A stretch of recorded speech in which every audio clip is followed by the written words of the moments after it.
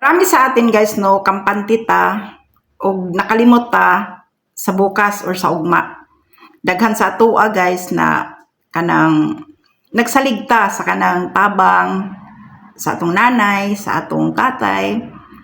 Mas maigsoon nato labi na natay maigsoon OFW.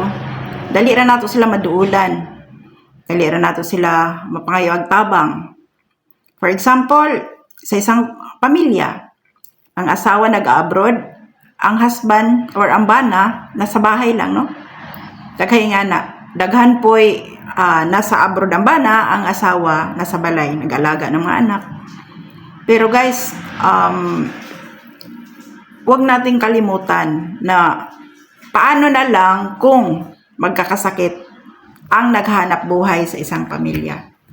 Paano na lang, wag naman sana mangyayari kung may mangyayaring hindi maganda, no?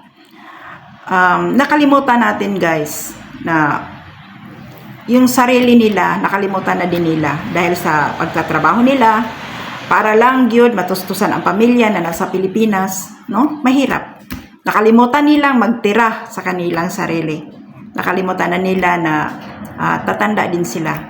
Kasi sa kakatrabaho nila guys, iba kasi ang buhay na nasa abroad.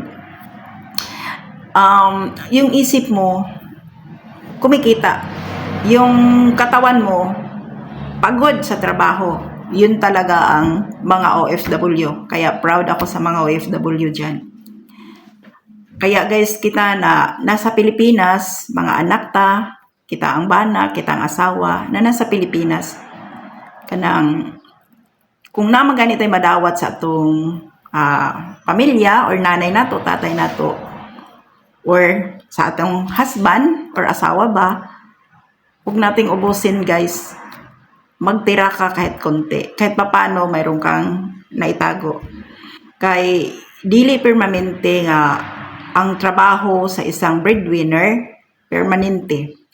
Swerte na lang yun kung kanang permanente. Na ako'y kaibigan guys. Story lang tayo. Storytelling. Isa siyang engineer, nasa ibang bansa, nagtatrabaho. Yung asawa niya nasa Pilipinas. So, ang source of income nila guys is sa tatay lang talaga, yung sa husband lang niya, no? May mga anak sila. 5 ata yung anak. Ngayon, private school ang mga anak. Feeling ano talaga guys, yung bang abundant sila. Feeling may kwarta dyan, may pera talaga. So, ngayon nagkakasakit yung tatay. Kasi sa Dubai nagtatrabaho yung tatay, nagkakasakit sa puso. So, kailangang operahan. Alam mo ba yung nangyayari, guys? Umuwi yung tatay sa Pilipinas, nilagyan ng tubo yung puso niya. Hindi na siya pwedeng bumalik sa abroad dahil may sakit siya sa puso. So, doon pa lang, guys, na-realize ng aking kaibigan kung gaano ka-importante yung pagtitipid at pag-iipon, no? Doon pa lang niya naisip na napakahirap. At hindi lang nagtatapos doon yung problema, guys, kasi every year kailangang magpa-check up yung asawa niya. Titingnan yung puso, yung nilagay na tubo kung okay.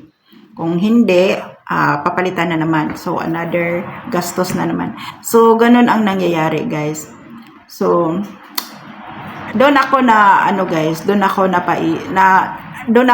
nakakuha ng lesson. So importante sa atin na tayo na nasa Pilipinas tayo, tumatanggap pa tayo ng yung padala ng ating asawa.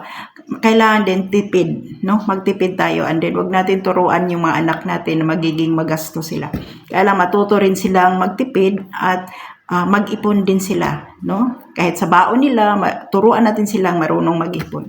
Kaya guys, itong lesson na share ko sa inyo, true talaga to na nangyayari sa isang pamilya, no? Sana makuhaan din natin ito ng leksyon na habang tayo pinapadalhan ng ating asawa, ng ating mga husband ng pera, kailan din wag tayong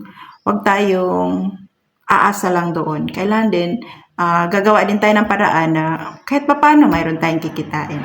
Yun lang guys. Salamat po.